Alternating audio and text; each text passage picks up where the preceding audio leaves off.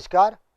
NCERT class 11th chemistry chapter 5 states of matter, इसकी 2 भाग हम पढ़ चुके हैं। तीसरे भाग में आज हम जानेंगे गैसों से विचलन के कारण, यानी कि आदर्श व्यवहार से वास्तविक गैसें विचलन क्यों दर्शाती हैं। संपीड्यता कारक या कंप्रेसिबिलिटी कोफिशिएंट के बारे में जानेंगे। इसके अलावा हम वान डेर वाल इक्वेशन और गैसों के द्रवीकरण के बारे में या लिक्विफिकेशन ऑफ गैसेस के बारे में जानेंगे। आदर्श व्यवहार से विचलन के कारण, गैस के अणुओं के मध्य आकर्षण बल, गैस के अणुओं के आयतन तथा पात्र के आयतन की तुलना।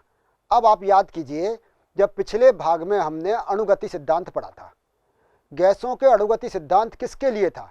ये था आदर्श गैसों के लिए।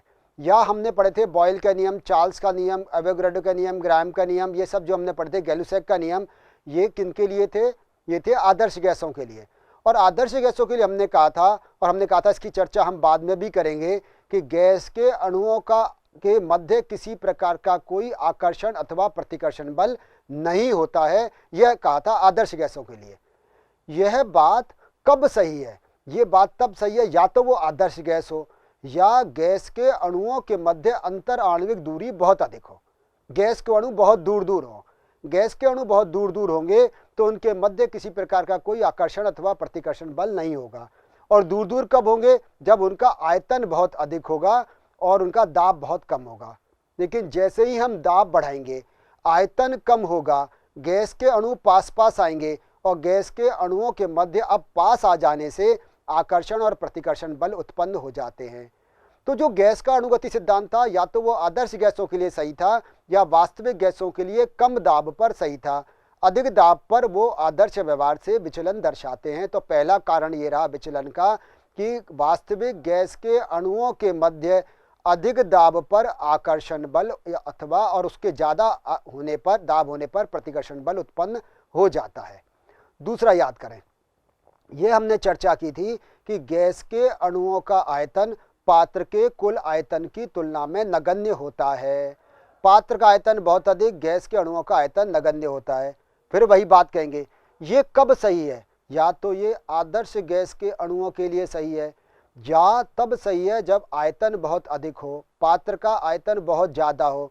तो पात्र के बहुत ज़्यादा आयतन की तुलना में गैस के अणुओं का आयतन नगण्य हो सकता है। जैसे उदाहरण के रूप में हम कहें, मान लीजिए गैस के अणुओं का आयतन है 1 सेंटीमीटर क्यूब या 1 मिलीमीटर क्यूब कहते हैं, 1 मिलीमीटर क्यूब है, और पात्र का आयतन है 1 लाख मिलीमीटर क्यूब। तो 1 लाख की तुलना में 1 मिलीमीटर क्यूब नेग्लिजिबल स्मॉल है। तो हमने कह दिया था कि गैस के अणुओं का आयतन पात्र के आयतन की तुलना में नगण्य होता है। लेकिन जब हम दाब बढ़ा देंगे, आयतन कम होता जाएगा और आयतन कम होकर पात्र का आयतन 1 लाख मिलीमीटर क्यूब के बजाय घटकर रह जाए 10 मिलीमीटर क्यूब। तो अब 10 मिलीमीटर क्यूब के लिए गैस के अणुओं का आयतन 1 मिलीमीटर क्यूब नेग्लिजिबल स्मॉल नहीं होगा। बात समझ में आ रही है ना? पहले पात्र का आयतन अधिक था तो 1 लाख की तुलना में 1 नेग्लिजिबल स्मॉल है, लेकिन 10 की तुलना में 1 नेग्लिजिबल स्मॉल नहीं है, वो 10% वॉल्यूम ऑक्यूपाई कर रहा है। तो दूसरा कारण ये रहा कि जब दाब बढ़ा दिया गया तो गैस के अणुओं का आयतन पात्र के कुल आयतन की तुलना में नगण्य नहीं होता है। तो जब हम दाब बढ़ाते हैं, अब आप देखो यहाँ ग्राफ में आपको दिख रहा होगा कि कम दाब पर तो या अधिक आयतन पर तो ये आदर्श गैस और वास्तविक गैस एक जैसा व्यवहार प्रदर्शित कर रही हैं। लेकिन जैसे जैसे हम दाब बढ़ाते चले जा रहे हैं, आयतन कम होता चला जा रहा है, आदर्श गैस से वास्तविक गैस विचलन दर्शाती हैं। अब यहाँ बात को समझें। देखो आदर्श दाब क्या कहता है। P आदर्श बराबर हम कह रहे हैं P वास्तविक प्लस AN²/V²। ये कहाँ से आया, इसको समझने की कोशिश करें। देखो जब हम कहें, मान लीजिए एक दिमाग में वही सिलेंडर बिठाएं, सिलेंडर और पिस्टन, उसके अंदर कोई गैस भरी हुई है। बहुत ध्यान से बात को सुनना और समझना। पिछले भाग में हमने क्या कहा था? हमने कहा था कि गैस के अणु पात्र की दीवार पर प्रहार करते हैं, वो हिट्स होती हैं उनकी, और पात्र की दीवार पर प्रहार करने के कारण से गैस का दाब उत्पन्न होता है। और गैस का जो दाब था, वो प्रहार जो कर रहे थे, वो तब की बात की जब गैस के अणुओं के मध्य किसी प्रकार का कोई आकर्षण बल नहीं है। लेकिन जब हमने वॉल्यूम कम कर दिया, प्रेशर बढ़ा दिया, वॉल्यूम कम हो गया, गैस के मॉलिक्यूल पास पास आ गए, इंटरमोलिकुलर डिस्टेंस कम हो गई तो गैस के अणुओं के मध्य आकर्षण बल उत्पन्न हो गया, और इस आकर्षण बल के कारण से उनको दीवार पर प्रहार करना चाहिए था, पात्र की दीवार पर प्रहार करके दाब उत्पन्न करना चाहिए था, वो उससे कुछ कम दाब उत्पन्न कर पाएंगी। बात समझ रहे हैं ना।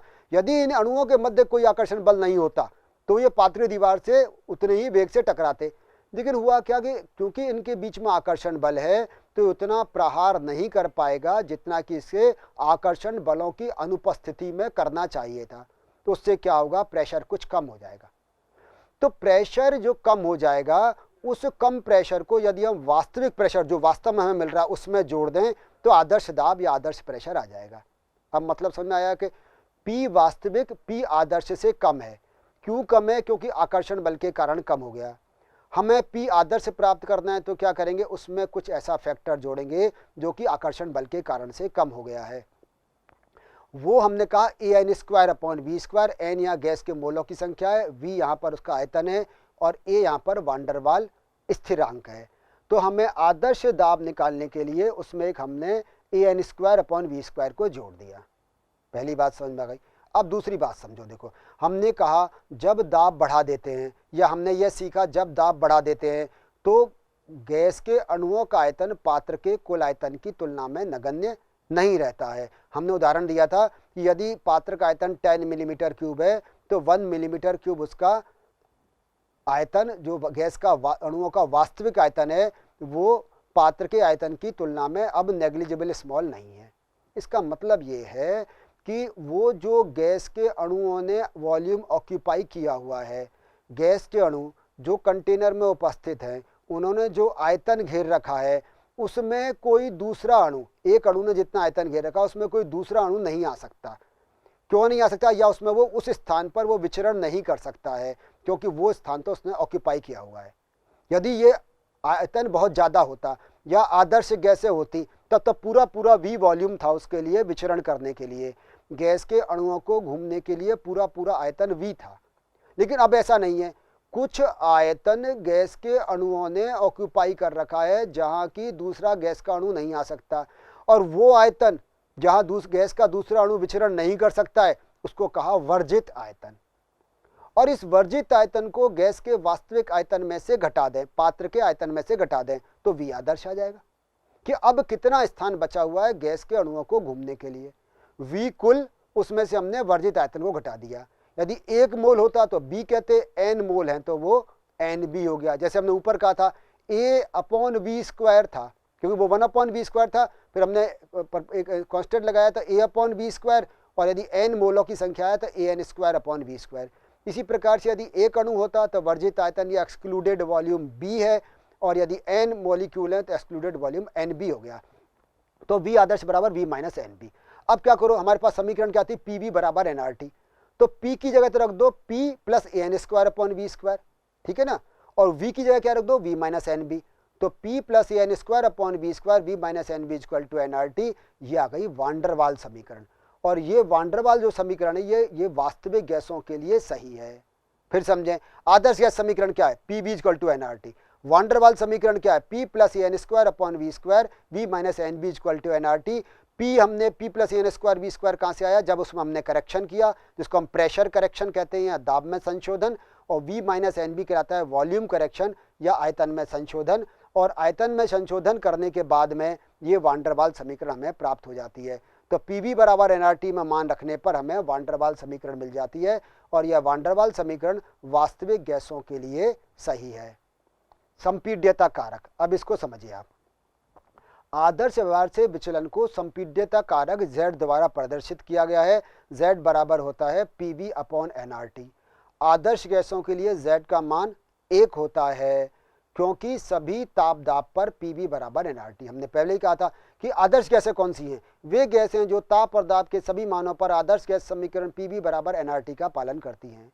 आपसे पूछे वास्तविक गैसें क्या हैं, रियल गैसेस क्या हैं, तो आप कहोगे वास्तविक गैसें वे गैसें हैं जो कम दाब और अधिक ताप पर, ध्यान से सुन लो कंडीशन क्या है, कम दाब और अधिक ताप, प्रेशर कम हो टेम्परेचर ज़्यादा हो, कम दाब और अधिक ताप पर आदर्श गैस समीकरण PV = nRT का सन्निकटता से पालन करती हैं, अप्रोक्सीमेटली फॉलो करती हैं।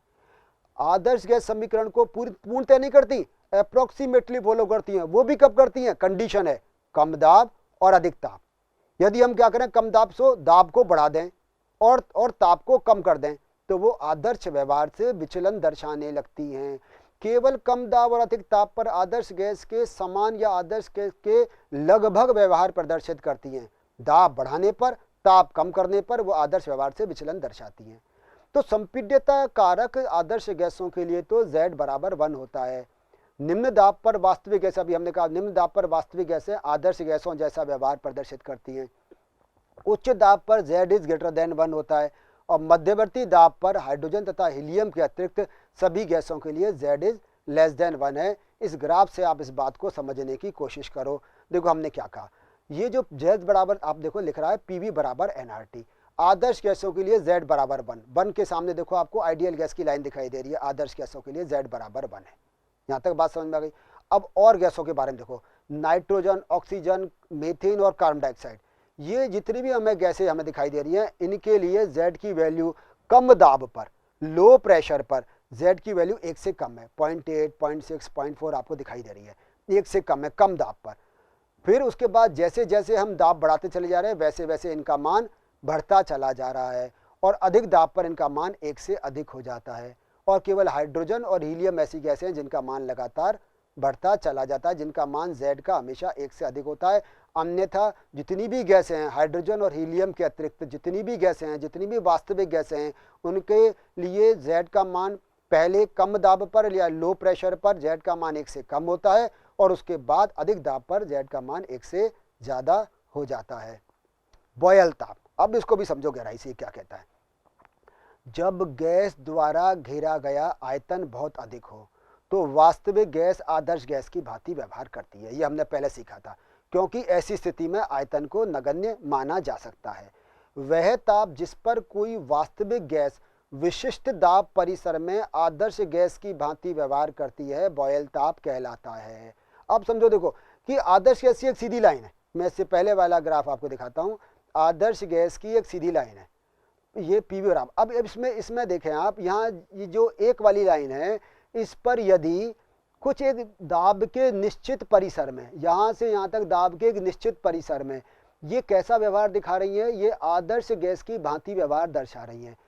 तो वह ताप जिस पर कोई गैस एक दाब के सुप्रेक्ष परिसर में, दाब के एक निश्चित परिसर में आदर्श गैस की भांति व्यवहार प्रदर्शित करती है, वो ताप उसका क्या कहलाता है? बॉयल ताप कहलाता है।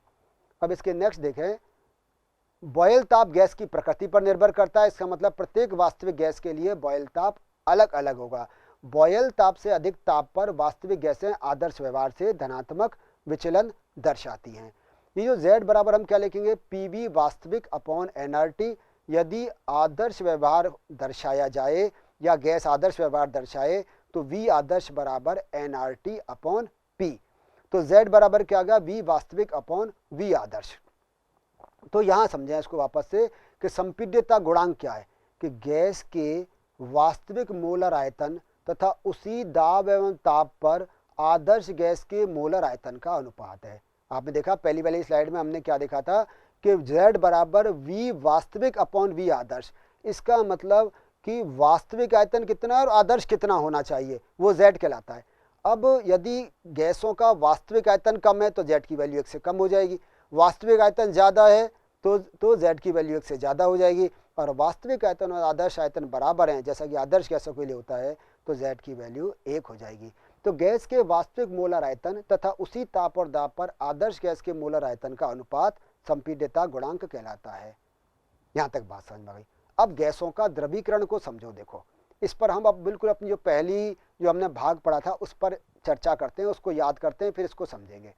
देखो हमने क्या कहा था कि गैस के अणु की गतिज ऊर्जा अधिक होती है, उनकी ऊष्मीय ऊर्जा अधिक होती है, तो वो बहुत तेज़ी से गति करते रहते हैं। और जो द्रव हैं उनमें कंपैरेटिवली गैसों की तुलना के रूप में वहाँ पर जो अणुओं की गति है वो कम होती है। एक और बात कि गैस में अणुओं के मध्य आकर्षण बल बहुत कम होता है और उसकी तुलना में द्रवों में अधिक होता है। अब जरा दिमाग बात बैठाओ और समझने की कोशिश करो कि हमने क्या किया, गैस हमारे पास में है, उसको हम कंप्रेस करते चले जाएं, उसको हम संपीड़ित करते चले जाएं, यानी कि उसके गैस के अणु पास पास आते चले जाएंगे और गैस के अणु पास पास इतने आ जाएं जितने कि लिक्विड में होते हैं, जितने कि द्रव में होते हैं, लेकिन उसके बाद भी गैस द्रव अवस्था में परिवर्तित नहीं होगी। यद्यपि जो अंतर आणविक दूरी है वो उतनी हो गई है जितनी कि द्रव में थी, लेकिन उसके बाद भी वो द्रव अवस्था में परिवर्तित नहीं होगी। क्यों नहीं होगी? क्योंकि गैस के अणुओं की गतिज ऊर्जा अधिक है और द्रव के अणुओं की गतिज ऊर्जा कम होती है। तो गतिज ऊर्जा को कम करने के लिए हमें ताप में कमी करनी पड़ेगी। तो अब यहाँ बात को समझ में आ रही होगी आपके कि स्थायी गैसों के द्रवीकरण के लिए ताप में कमी के साथ साथ पर्याप्त संपीड़न आवश्यक होता है। हम दाब बढ़ाएं, कंप्रेस करें, लेकिन उसके साथ साथ हमें ताप में भी कमी करनी पड़ेगी। ताप कम करने से अणुओं का गमन कम हो जाता है, इनकी गति कम हो जाती है, जबकि संपीड़न करने से केवल गैस के अणु पास पास आते हैं। तो गैस के अणु पास पास तो आ जाएंगे संपीड़न करने से, दाब बढ़ाने से, लेकिन उनके अणुओं की गति कम नहीं होगी। तो अणुओं के गति को कम करने के लिए हमें क्या करना पड़ेगा? टेम्परेचर कम करने पड़ेगा। तो गैस का द्रवीकरण कब होगा? तो आप कहोगे दो काम करने पड़ेंगे। पहला, गैस का संपीड़न करना पड़ेगा, कंप्रेस करना पड़ेगा, दाब बढ़ाना पड़ेगा, और दूसरा उसका टेम्परेचर कम करना पड़ेगा, जिससे कि गैस के अणुओं की गतिज ऊर्जा इतनी कम हो जाए जितनी कि द्रव में होती है। तो एक निश्चित ताप एवं निश्चित दाब पर गैस द्रवीकृत हो जाती है। क्रांतिक स्थिरांक, अब इसको समझो आप, ये भी बड़ी महत्वपूर्ण बात है। वह अधिकतम ताप जिस पर किसी वास्तविक गैस को केवल दाब बढ़ाकर द्रवीकृत किया जा सके एवं इससे उच्च ताप पर दाब कितना ही क्यों ना बढ़ाएं, गैस द्रवीकृत ना हो, क्रांतिक ताप कहलाता है। CO2 का क्रांतिक ताप 30.98 डिग्री सेल्सियस है। अब यहाँ बात को समझो, देखो क्रांतिक स्थिरांक तीन चीजों से मिलकर बना है: क्रांतिक ताप, क्रांतिक दाब और क्रांतिक आयतन। क्रिटिकल टेम्परेचर, क्रिटिकल वॉल्यूम और क्रिटिकल प्रेशर, इनको कलेक्टिवली क्रिटिकल कांस्टेंट्स या फिर क्रांतिक स्थिरांक कहते हैं। अब मैं आपके सामने कंडीशन रख रहा हूं, उससे बात आपको बिल्कुल समझ में आएगी। CO2 का क्रिटिकल टेम्परेचर 30.98 डिग्री सेल्सियस है। बात को समझना, यहाँ पर यदि हम CO2 का, कार्बन डाइऑक्साइड का टेम्परेचर रखते हैं 30.98 डिग्री सेल्सियस और फिर उसका हम क्या करें, प्रेशर बढ़ाएं। टेम्परेचर हमने कर दिया 30.98 डिग्री सेल्सियस और प्रेशर को हम बढ़ाते चले जा रहे हैं, तो एक निश्चित प्रेशर पर वो गैस द्रवीकृत या वो लिक्विफाई हो जाएगी। यदि टेम्परेचर 30.98 डिग्री सेल्सियस है से ज़्यादा है तो दाब कितना भी बढ़ा लें वो कार्बन डाइऑक्साइड गैस द्रवीकृत नहीं होगी। बात समझ में आ रही है? एक बार और समझाता हूं, फिर समझो।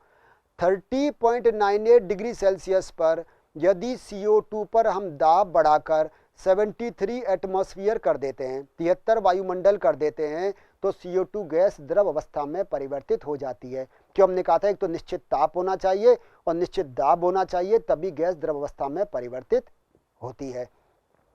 अब है क्या कि यदि हम टेम्परेचर को 30.98 डिग्री सेल्सियस से बढ़ा दें, 32 कर दें, 35 कर दें, 40 कर दें, और प्रेशर को भले ही हम 73 क्या 730 एटमॉस्फेयर प्रेशर कर दें, गैस द्रवीकृत नहीं होगी। तो गैस एक निश्चित ताप पर ही द्रवीकृत होती है, उस तो वह अधिकतम ताप।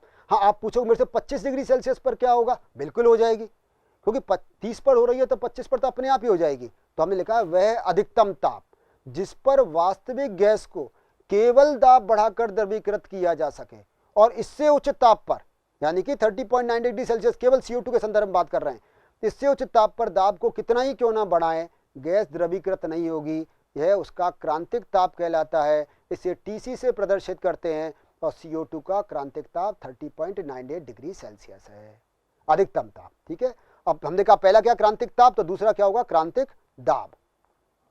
समझे? देखो कि क्रांतिक ताप पर किसी गैस को द्रवीकृत करने के लिए आवश्यक न्यूनतम दाब क्रांतिक दाब कहलाता है। अब वही बात CO2 के हम उदाहरण दोहराते हैं।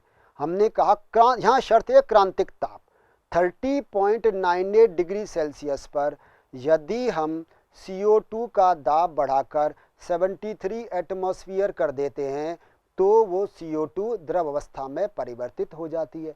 अब मैं आपसे यूँ कहूँ कि 30.98 डिग्री सेल्सियस पर यदि हम 73 वायुमंडल की जगह 75 कर दें तो CO2 द्रवित हो जाएगी? बिल्कुल हो जाएगी।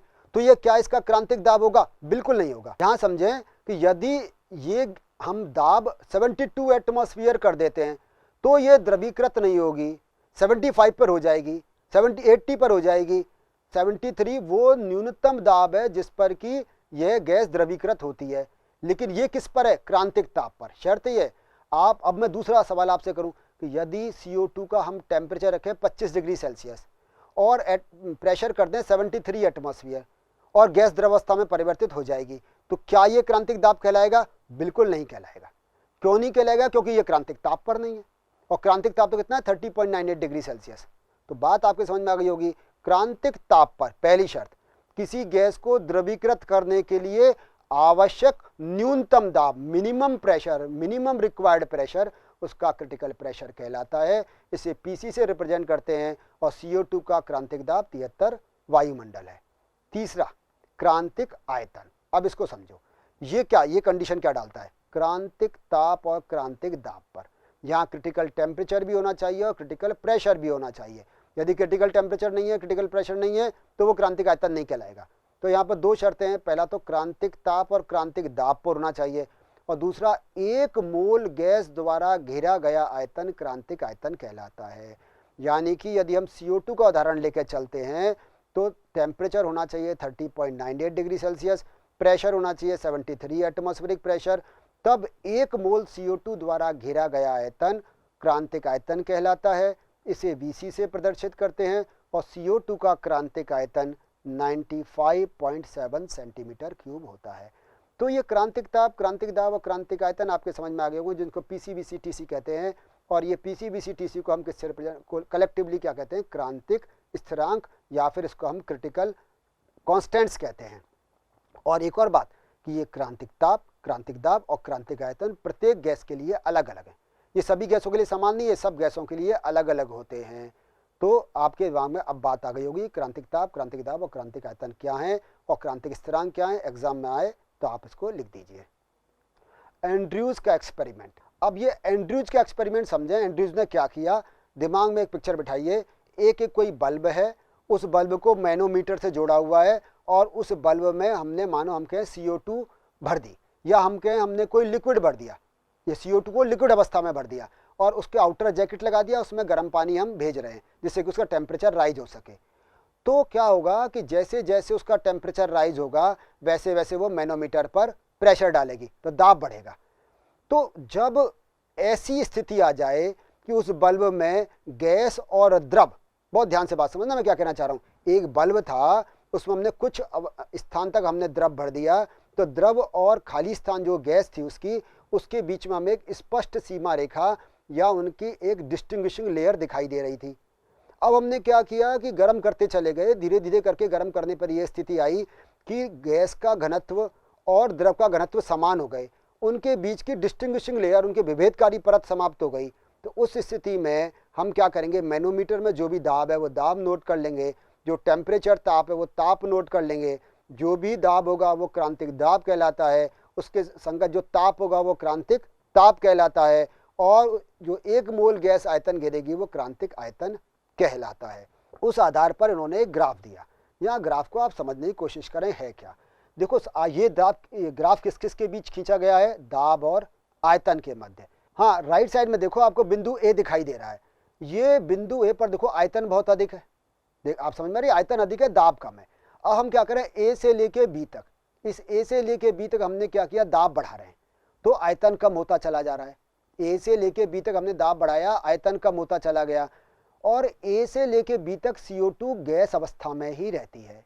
जैसे ही ये B पॉइंट आता है, इस B पॉइंट पर ये गैस का द्रवीकरण प्रारंभ हो जाता है, गैस द्रव अवस्था में परिवर्तित होना शुरू हो जाती है, और C बिंदु तक आते आते सारी गैस द्रव अवस्था में परिवर्तित हो जाती है।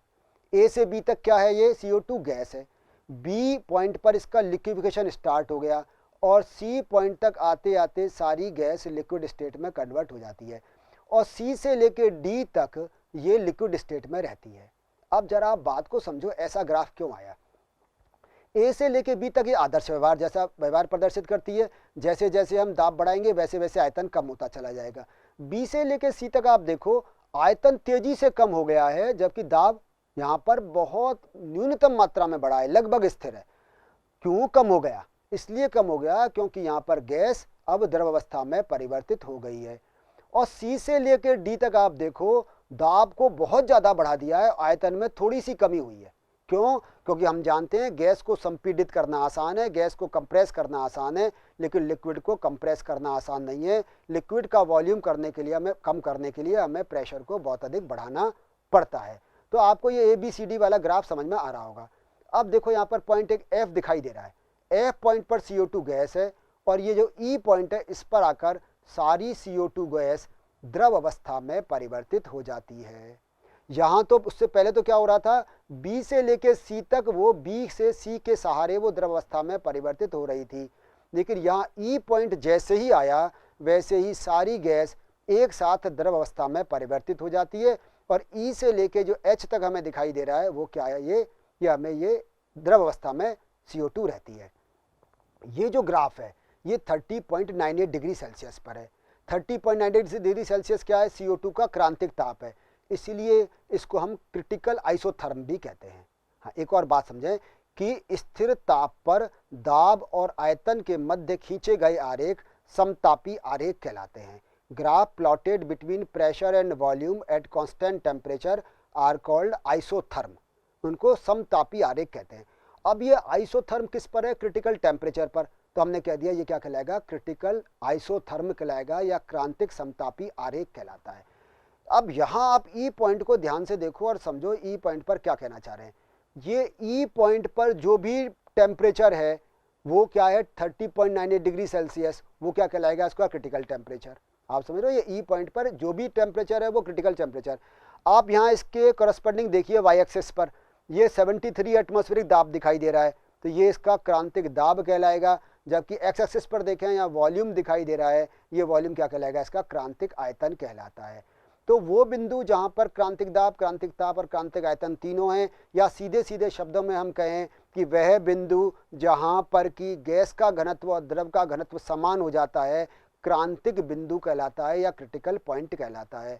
और इस क्रिटिकल पॉइंट पर जो भी टेम्परेचर है वो क्रिटिकल टेम्परेचर, जो प्रेशर है वो क्रिटिकल प्रेशर और जो वॉल्यूम है वो क्रिटिकल वॉल्यूम कहलाता है।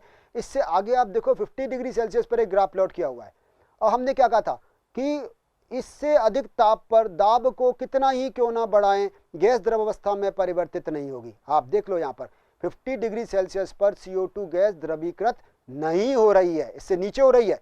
30.98 डिग्री सेल्सियस से कम तो हो रही है लेकिन उससे अधिक नहीं हो रही है।